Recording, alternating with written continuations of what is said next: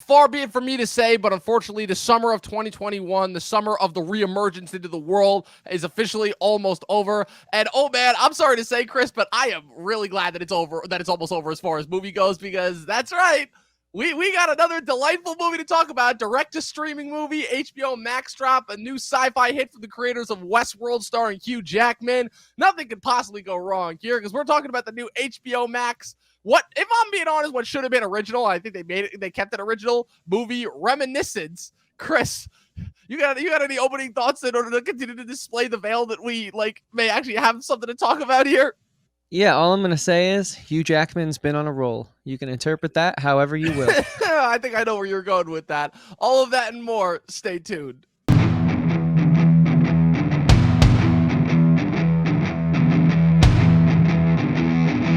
Chris, I don't think I've ever been more glad that summer is almost over. Is that just a sign of me getting old? Is that what this is? Because I'm honestly right there with you this year. Seriously. I mean, don't get me wrong. I've been having a great summer outside of movies. It's been great. I finally moved out of my parents' house. I'm just, getting to start to live life and experience life on my own for the first time. It's been going really, really well as far as everything goes. But man, as far as movie go, it has just not been it. I mean, yeah, obviously we're still in this weird spot where we thought we were done with the pandemic, but then it turns out we're not quite done. And so movies have been in this really tepid position. But even still, it's Jesus Christ, as far as us getting hit with the leftovers from last year, it has been fucking painful, dude. To say the least, it's been painful. I mean, I've probably seen 2 good movies the entirety of the summer. Forget the summer. I've seen 2 good movies the entirety of this year. yeah, exactly. My top 10, there's 4 that deserve to be there, and then the rest are just placeholders. Yeah. Hoping something better comes along. Yeah, I still remember but I'm not optimistic something will at this point. I still remember last year when we were doing, our top 10 favorite movies from 2015, and you were like, okay, there are 3 good movies here, and the rest are placeholders. And honestly, I'm like, damn, I'm wondering if this is going to be another one of those years. Granted, we still have the last 4 months of the year, and I'm hoping that we'll get some good ones in there. There's a couple of really interesting festival movies that are coming out, particularly on Netflix, that I'm really looking forward to.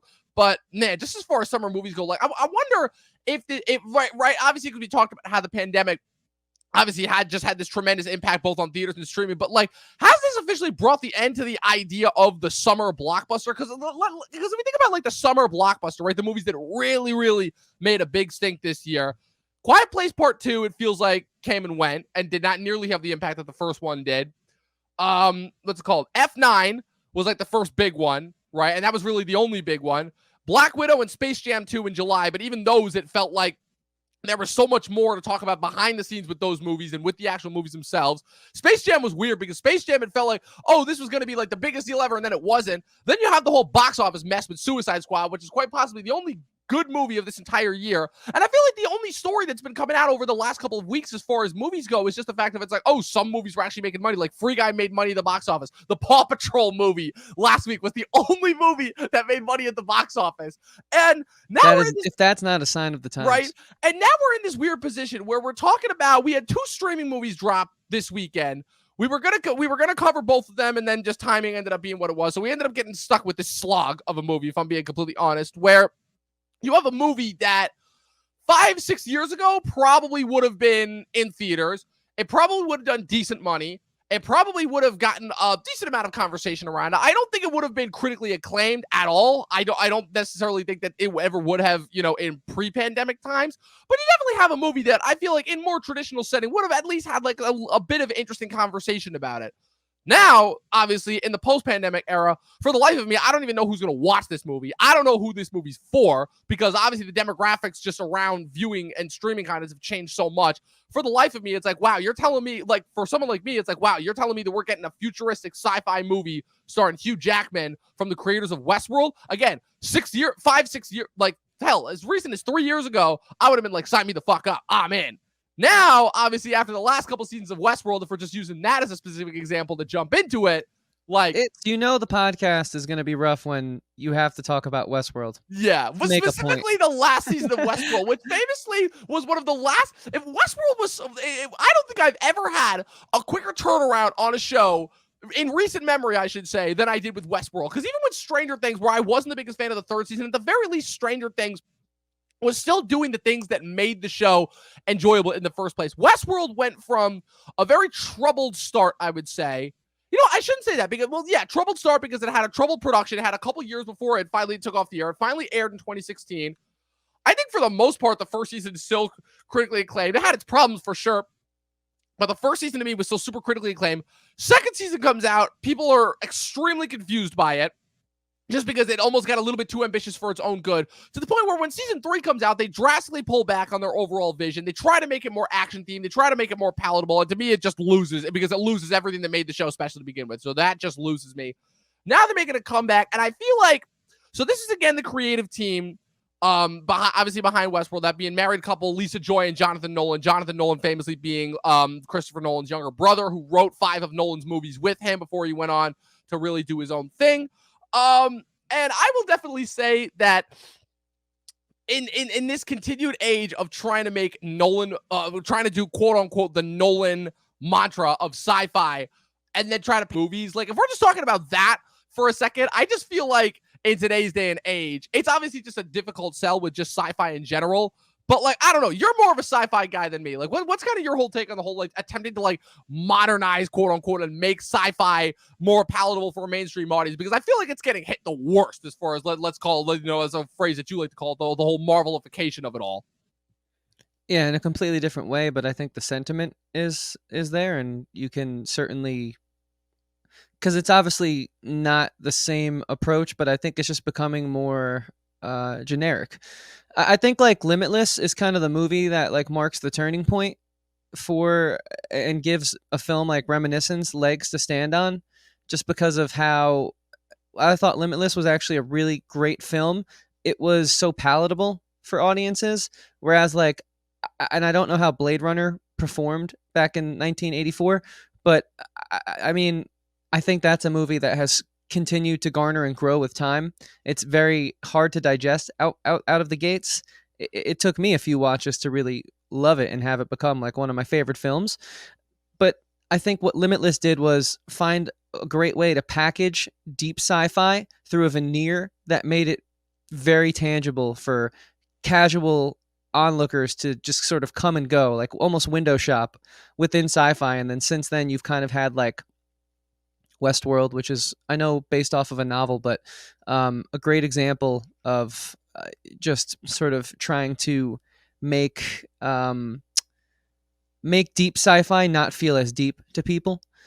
And I think that kind of like takes a little bit away from the point for me.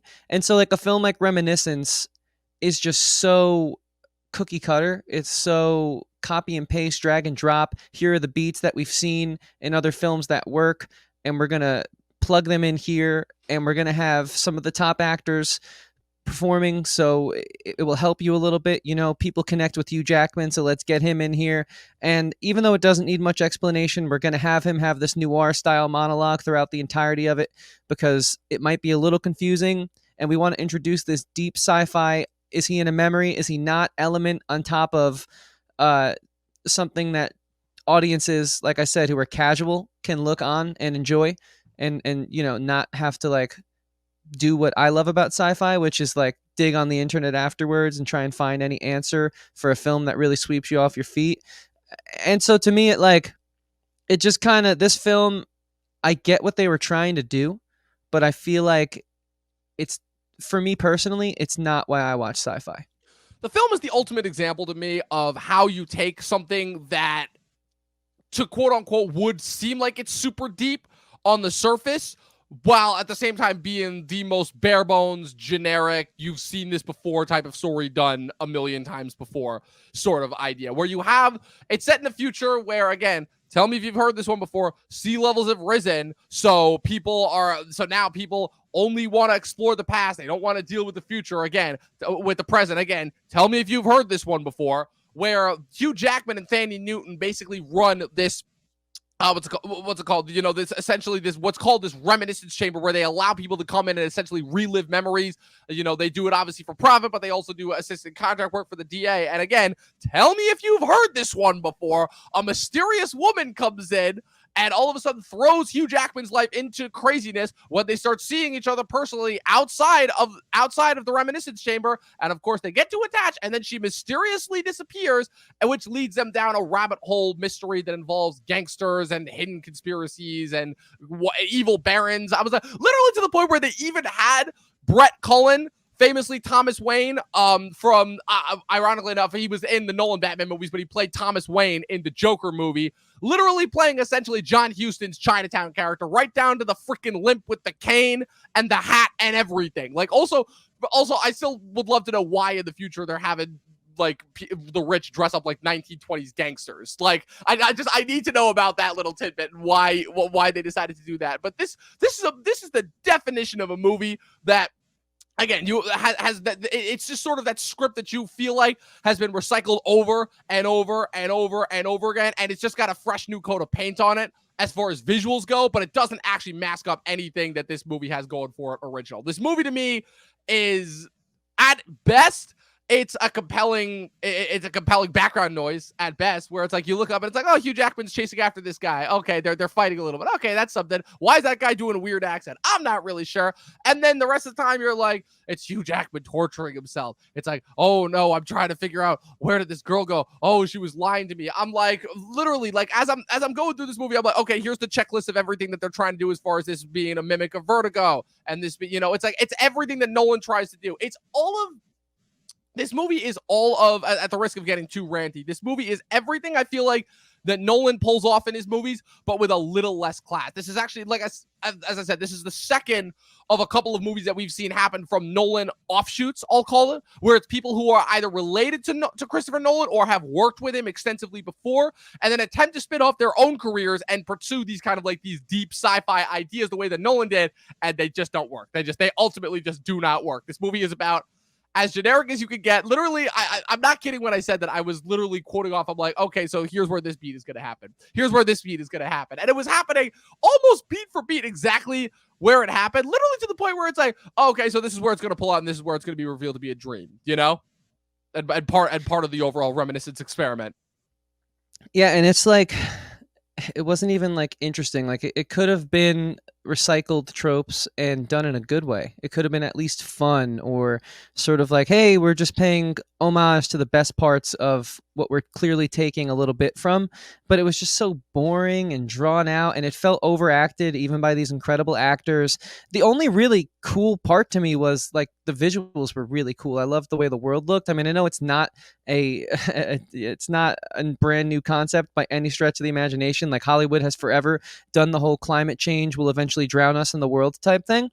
But I did actually really enjoy the aesthetic. Like, I do think your fresh coat of paint comment might be the best thing this film has going for it. Yeah. And I don't know quite what that exactly says, but you know, that's maybe not the best thing to say. I mean, it's funny because I watched this movie yesterday. Well, I watched this movie yesterday morning, and I was talking with my boss at work about it after I got in, and I'm like, because I will get obviously into what I think is the movie's biggest flaw ultimately, which is it's surrounding its main sci-fi concept. But I was even saying to her, I'm like, wow, this is probably the first one of these types of sci-fi movies in a long time that actually has me interested just based on the setting alone. You know, the problem is that's all the movie is going for. Because as I pointed out, I'm like, so if the main crux of the thing that the plot relies on as far as the sci-fi device that lets us essentially enact the plot and figure out this mystery, if that part isn't even original, which I'll get to, then literally the climate change backdrop is the only thing that this movie is going for it. But that does nothing for the movie other than just play into it's just like it's just another thing that Hugh Jackman narrates to us about the world. And ultimately, aside from them just like, you know, being in buildings that are half submerged in water and, you know, playing an occasional like slight plot hindrance, like it essentially serves nothing. It's just a backdrop thing, you know, but it's not even remotely, but it doesn't even actually inform on anything too, other than something that's just told to us. Yeah, exactly. It's, I don't know, because I want to move out of the spoiler-free section at this point, just so I can further elaborate. But while we're in the spoiler-free, it was a sad excuse and a waste of my time. So with that being said, To put it lightly, if you take put it nothing else from lightly. this To put it review. lightly. Just but so that's that. Guys, please give this video a like, hit the subscribe button, and click that bell so you get reminded every time we post content. We are stronger than ever at this point, and we hope you guys will continue to stick with us on this journey. Now, Dom, you brought Yeah. this next topic up, so why don't you introduce it?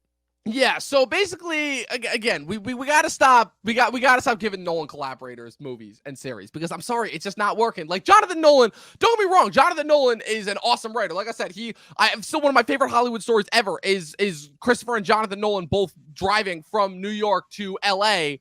like back in their younger film days, and them essentially conceiving the entire idea of Memento on the way there. But like that's insane to me. And like the fact that like Jonathan Nolan does not get the credit that he deserves as far as being such a crucial part of Christopher Nolan's earlier days before he became, Christopher Nolan. I think it's just straight up disrespectful. But I mean, and the guy has had an extensive filmography to say the least as far as stuff that he's worked on outside of what's it called?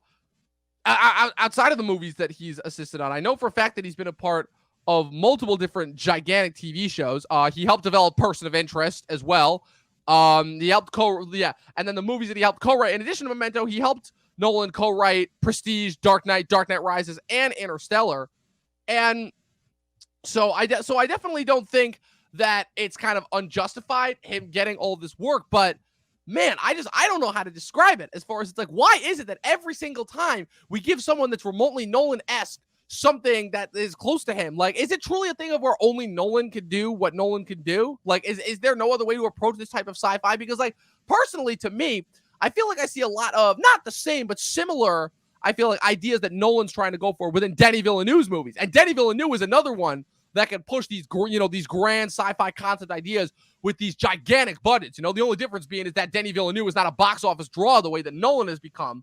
But like, I don't know, man, because did you watch that movie Transcendence that came out back in 2014? I still remember this. It was the most surreal thing I've ever seen, where I was looking forward to Interstellar because I'm like, yes, this is the first Nolan movie that we're getting after The Dark Knight Rises, and he's going to do space. This is going to be awesome.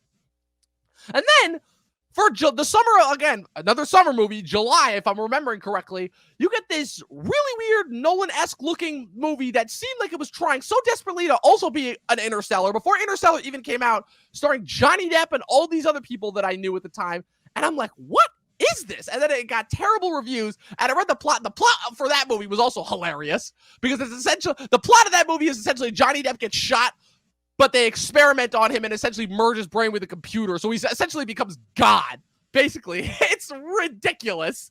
And it goes pretty much exactly like how you would expect.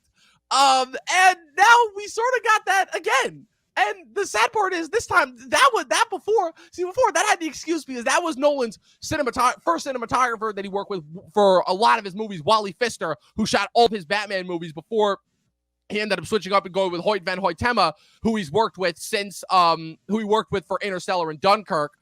And Tenet as well.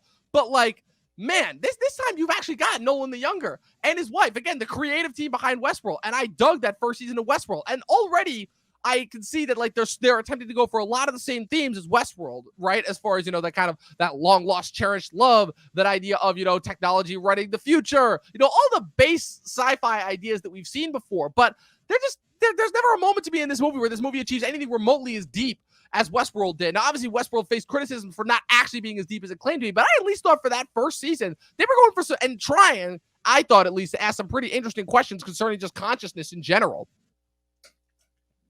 Yeah, they tried. It never really clicked for me, but that's exactly how I feel about this movie. I mean, they tried. It was clearly had a budget. It clearly had legs, but it just didn't really stand on anything for me. It just was so generic and bland. And the thing I hate the most about this new class of sci-fi films is just like the slow, serious talking. Yeah. It's like there's no emotion in the performance. Right. It almost feels so overacted because it's so underacted. Exactly. And it's like you see that with shows like Altered Carbon, which I fell for the first season, but I quickly realized now in hindsight it's really nothing special. It's just sort of a part of this like sickness that's happening to sci-fi. And I think it all starts really, again, for me personally, at least what I've seen from Limitless, except that movie was good. And so that's why I think everyone wants to like try and recreate that magic or make it as palatable for a mainstream audience as that film was. Yeah, you know what it is? It's the example of, again, it's like, oh, they're trying to be smarter than they actually are. Where they think, again, it's the, like you mentioned, this disease that they have where they think that by presenting the veneer that they're deep, and this is the thing that Nolan himself has even been criticized for in his movies as well, is that by presenting the veneer that it is deep, they're not actual. They can try and conceal the fact that what they're talking about is little more, at least in this case, little more than one of the most basic Hitchcockian noirs ever, where again you have the troubled lead guy who's also a troubled genius, and he falls for the Black Widow, damsel in distress, who makes it seem like she needs his help, but then in reality is manipulating him. And you have the assistant that's like, oh no, you can't do this, you're better than this, you're smarter than this, but then they like have this weird back and forth where it's like, oh, she also is just withholding information from him for no reason at all. Because again, we've seen that plot point work so well in other things. And it's just like you were mentioning before, it's just trope after trope after trope after trope. And you're like, oh my God.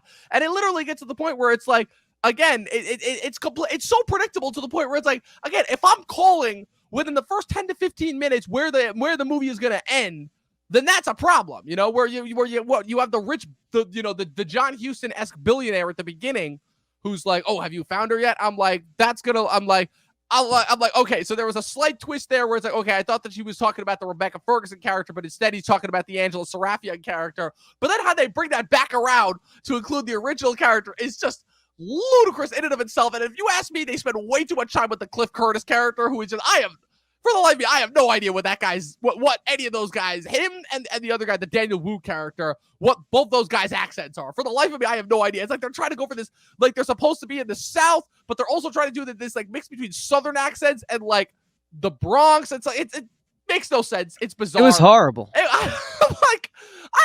like, are they trying to be aliens here? You know what I also hate in this new class of sci-fi films? Even the action scenes are boring. Oh man, it's so like, boring. It's like they're fighting in slow motion. There are multiple chases. There are multiple chases in this movie, and every time I'm looking down at my phone, I'm like, man, okay, can we get to the next scene already? This movie. That's the action of the movie. It was so hard to get through. It was bad. So hard to get through. It was really bad. It's not as bad as some of the worst films. It's in like the bottom 5 of the year. I don't know, because it's funny because I was telling myself throughout this, I'm like, this can't possibly be in the same class as like the worst film. I'm like, this is no Saint Maud, this is no Spiral, this is no Space Jam 2. And then I was thinking about it, and I'm like, just because it's got like actually like decent acting and good effects and everything, it doesn't necessarily save it from having a generic just story. Because it's Hugh Jackman. Yeah, you're right. You're right. It's not decent. It's bland. It's I think some of it's poor direction. We've seen Hugh Jackman be incredible, but he wasn't in this. And Thandie Newton, I haven't seen her be as incredible as Hugh Jackman, but I have seen some good performances. I know she's a talent. If this was my first time seeing either of them, it'd be a really bad way to establish.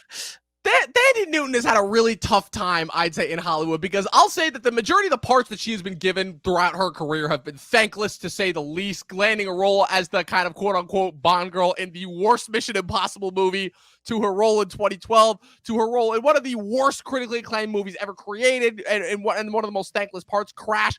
You can imagine, obviously, how excited I was when I saw that not only was she going to be in Westworld, but not to mention how much she kicked ass in Westworld, because at least for those first couple seasons, I was actually a big fan of the character of Maeve and everything that she had going for her. I thought that she had probably one of the most humane arcs on the show, and I think actually setting her up as like this contrast to the Dolores, the Evan Rachel Wood character in that show, was actually really fascinating. And here, once again, she gets another thankless part where she's the assistant, but she's trying to protect her boss, but protect him from what you say. And, she's really just doing this as an excuse because she's really just an alcoholic. And I'm like, oh my God, are we ever going to stop with this? Are we ever going to stop with these goddamn thankless parts? She's played these types of parts like 400 times before, and you're still doing it. And don't even get me started. I think it's hilarious too. I literally just realized this. I'm not even kidding. I think it's hilarious too how we have 2 Mission Impossible girls in this movie. We got Thandie Newton from Mission Impossible 2. We got Rebecca Ferguson, who's been in the last 2 movies, Rogue Nation and Fallout, and is going to be in this next movie. And I'm 50-50 on Rebecca Ferguson. I'm still not sold on whether she's actually like a great actress or whether she's just gonna like had like a bunch of great blockbuster roles. I will say she was actually really good in the Dr. Sleep movie that came out. But yeah, she is we all know the type of the type of performance he's giving here. We've seen this type of performance 500 times before, so it's by no means a difficult performance per se. And Jackman, I know that you're not with me as far as like, you know, my thoughts on Bad Education, but I will say that Bad Education to me, especially with that being like his first major role that he did after Wolverine, I will say that to me was still a transformative performance. And Jackman was doing things in that movie that I've never seen from him before, like career wise. But here, well, even if we can agree on that, which I don't, I would say that you clearly have to see this as many steps back. Yeah. oh, well, 15 steps back. Like, no, and that's what I'm saying. That's what makes this performance in this movie even more disappointing. Because I'm like, yes, okay, so Bad Education, we're seeing a new level from Jackman, right? We're seeing like that we're showing, right? We've heard for years that he's an incredible actor outside of Wolverine, that he's this great, you know, theater stage actor, you know, and like but the movies that he did afterwards, it's like, okay, so we did The Greatest Showman, which it's like, okay, that's generic, like it's a musical, people, you know, it's a what was a jukebox musical, people are gonna love that. And then he does The Front Runner, the Jason Reitman movie, which from what I heard was good. The problem is nobody saw it because everything post Young Adult, Jason Reitman has pretty much been ignored. It's why he's doing the new Ghostbusters movie. And then he does this, and you can imagine my surprise when in the movie I'm like, is he doing bits from Wolverine? Like I've heard that growl and that grunt before. Like and like I'm like, is he prepping us for a Wolverine return? Like, is that what this is? Like, I'm sorry. No, I just think it's that's where my brain is going in a movie that has nothing to do with anything superhero related. right, and that's bad. That's bad. But I will say this, just to kind of get back to the top of the conversation here under this topic. Yeah, I think first of all, we don't have to stop giving Christopher Nolan collaborators opportunities. I mean, I personally want to see people work, especially in this day and age. So whatever, if someone wants to pay for it, that's on them. I just think this whole Christopher Nolan is God's gifts to filmmaking thing is something I've never understood, because for as many films he has that I absolutely love, there's a couple that I do not love. And I really, really do not love the ones that I'm saying I don't love. So I just think people need to realize he's obviously talented. He's awesome at what he does, but is he God's gift to filmmaking? I don't know. That's a good That's question. where I'll leave that one. That's Right. where And I'll leave that segment. And like I said, we gotta give credit where credit is due, because like Lisa Joy is married to Jonathan Nolan, so obviously like they've taken a bit or two from, you know, Nolan, you know, from their movies, especially since Jonathan Nolan was such a tremendous part of Nolan's early careers. But like, I definitely say that like it's definitely going to be something that I'm going to be a lot more skeptical about going forward, because ye God, for what this movie, again, I'm not going to say that I had the highest expectations going into this movie, but for this to come in so far below the radar and just be like so much worse than I could have thought, I'm like, Right. that's a problem. And this, and again, we're 0 for 2 so far. We're 0 for 2, because I'm telling you, Chris, if you want a movie to just laugh at, I'm telling you, go and watch that Transcendence movie. It is, oh man, it is hilarious to say the least, and not in a good way. Dom, I might do that, but if you want to hear something to laugh at, here's something that I recently some information I recently became I know where this privy is to. going. I know where this is going. But... And it's like one of those funny sads where it's like, wow, that's like such a large amount of people that it makes it you laugh, because if you don't laugh, you're gonna cry type, you know. So did you know that 98% of all people who watch your YouTube content, 98%, dude, are not subscribed? Could you imagine if that 98% subscribe to our channel, we'd be well over 1,000. We'd probably be to like 2,000 already. So probably guys, more listen, than that. We hate doing this, and there's a reason why we plug it in the middle of the podcast, because we want you guys to get in and enjoy the show. That's what we're here for first and foremost. But we don't want to cry anymore. We want to start laughing. So please subscribe so we can have more fun with you guys. Hit that like button, hit the bell so you never miss when we post a video, and so you can change the statistic. 98% of all people who watch your YouTube videos should not be unsubscribed. I subscribe to the channels I like. You should too.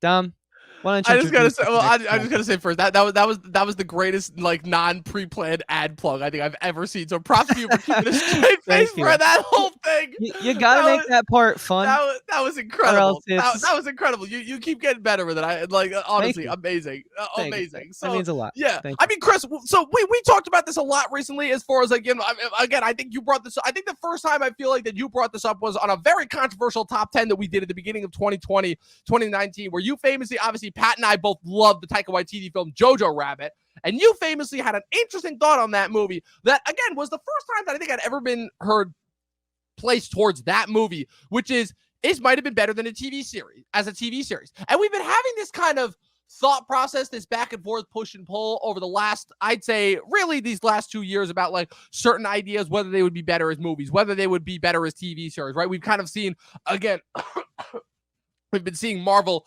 experiment around with this as far as like, okay, so now we're starting to see these superhero stories in long form as television, and like, can they still really work as like the traditional 2.5 hour film format that we've been seeing from them previously? But my question is, do you think this existing as a TV series would have helped this in any way, shape, or form? Or do you think that we may have been in for something much, much worse if this had been a TV series? Because there were points where I'm like, okay, if we just gotten a little bit more of a fleshing out here and there, you know, there's also a chance also that if this was a TV series, this might have been a completely different story, which again could have boded, in my opinion, much, much better for it, because I think there are other ways that you could do this concept better than just the traditionalist, as the most traditionalist neo-noir or noir film that you could get made for the modern day. So like, what's your take on that? I mean, I think I'm in the camp of this movie was so bad that like maybe if I wanted to like it, I would fish around and try and determine if there's any way we could save it. But because I told you in our text messages and I think a phone call yesterday that we had about this film sort of planning for today, it felt like a really good video game script. And that's about it. Like it felt like it. So I don't know if it deserves like a TV format. Oh my God. But I think because the fact that thought has popped into my head, that's an indicator of something, right? Because Yeah. this feels like you want to like have your controller in your hand and like walk Hugh Jackman around and like You feel like, interact okay, with the world. there are points where you're like, okay, when's the cutscene gonna end? I want to get back to like, you know, Right. doing some cool reminiscent stuff. It even sounds like a video game. It felt like very long cutscenes. There was a game called Destiny, which had Peter Dinklage voice act one of the characters back in 2015, right in the hype of Game of Thrones. And that was the only good part about that game to me, were the cutscenes.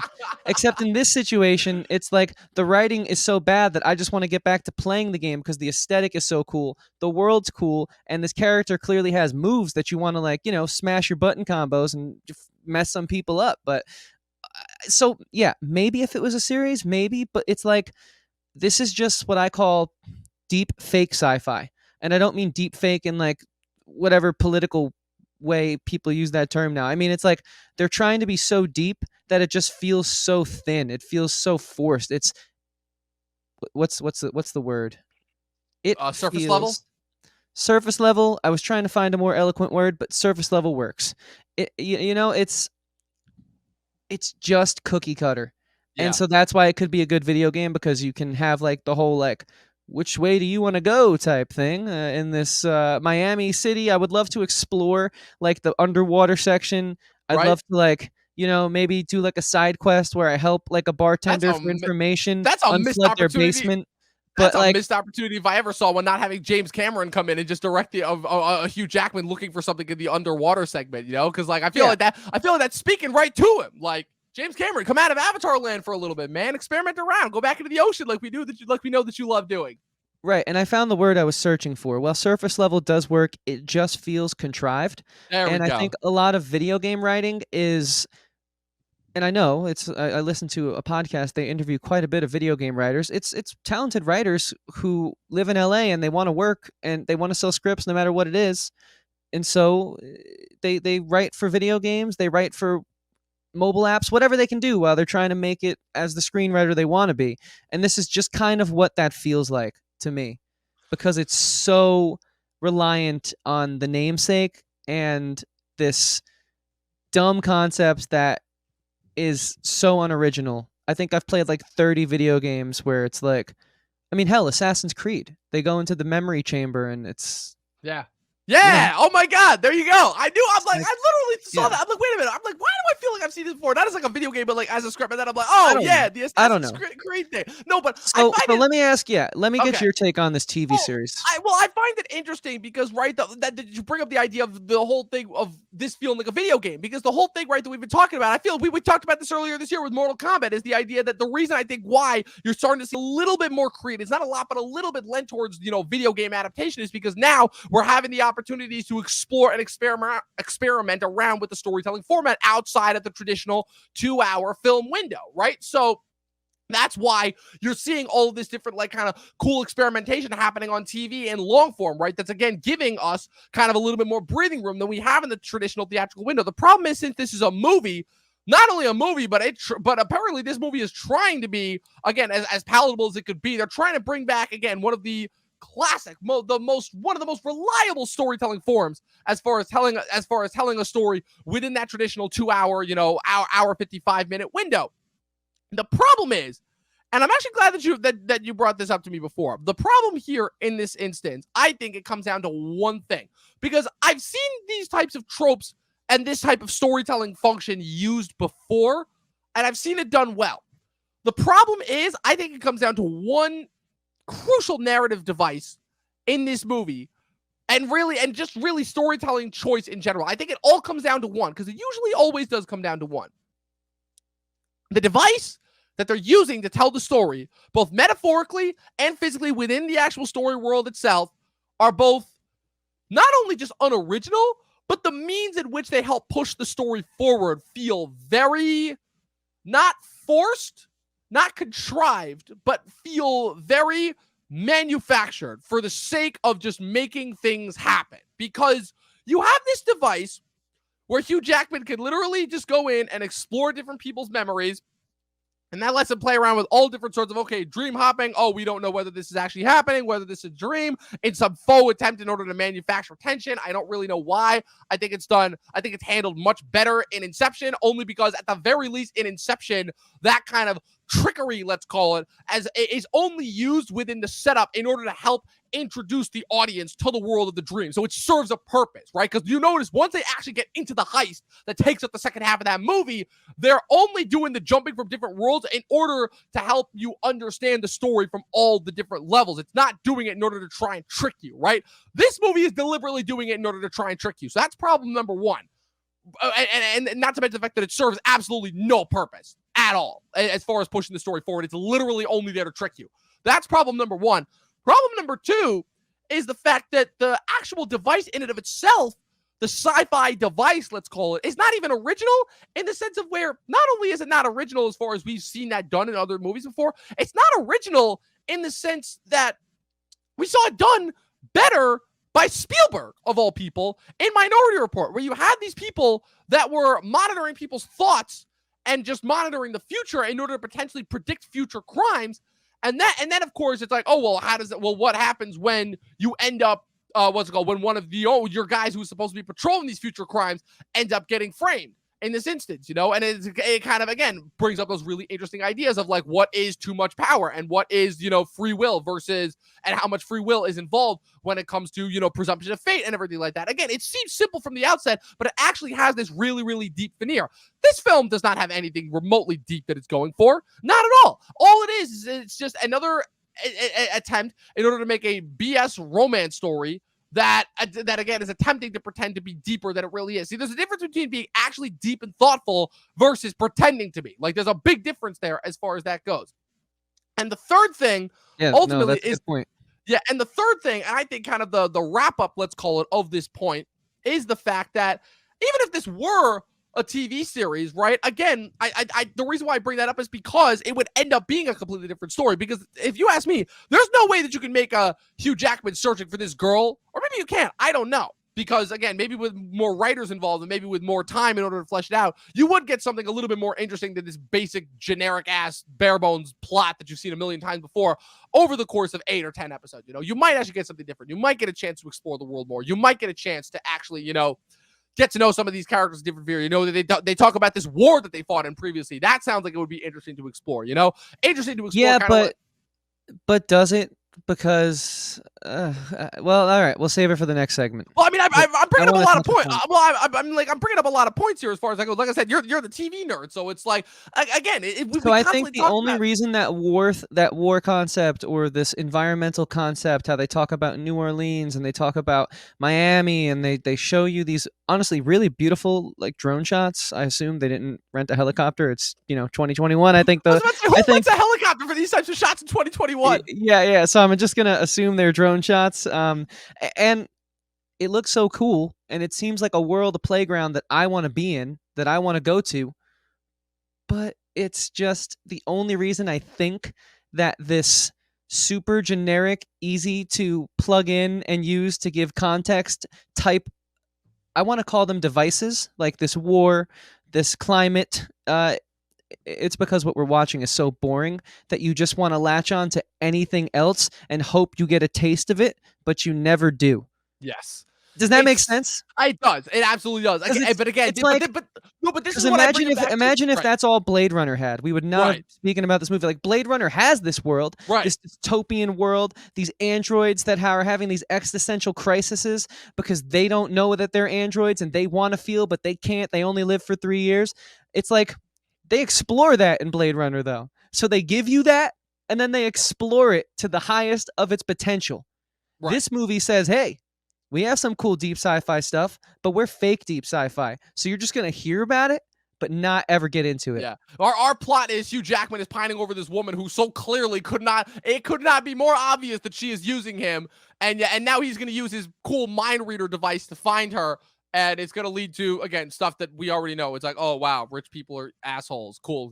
Gangsters are assholes. Cool. Corrupt cops are assholes. Cool. Oh, rich people sleep around and have kids out of wedlock. Cool. And I still think probably the funniest thing is I'm like, oh, wow, so now we're going Game of Thrones here where the natural born son hates the bastard born son and wants to have him killed. And that's ultimately the crux of where this giant mystery leads to. And then it tries to do this pseudo thing of and then here's the most egregious part.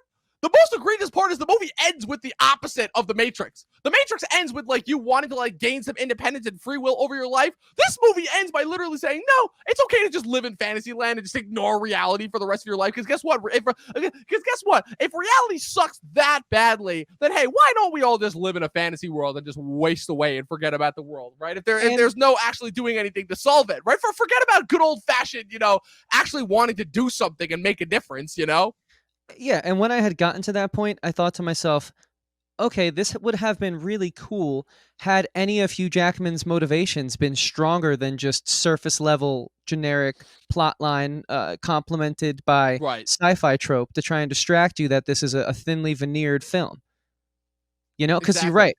He fell for this girl for what reason? She just walked in and it was love at first sight? She literally just walked in and she was hot. I'm like, don't get me wrong, but like, that's it. I mean, to be honest with you, nothing else to work with. If that is the case, I know that Hollywood has written a lot about love at first sight, but this is probably one of the worst examples I've seen in a long time. I mean, I don't know.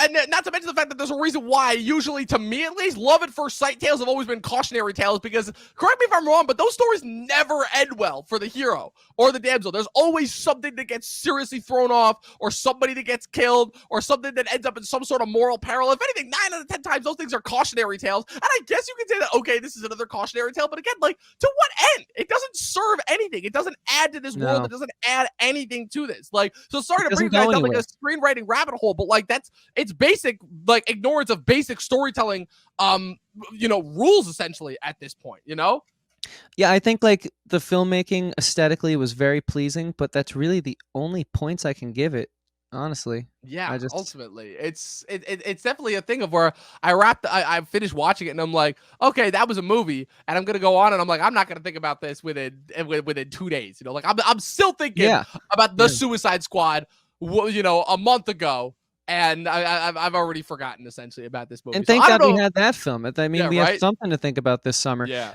I just think it's one of those movies that, hey, look, it was perfect for streaming. And it kind of got lucky that it didn't go to theaters because this day and age, I don't think this would fly.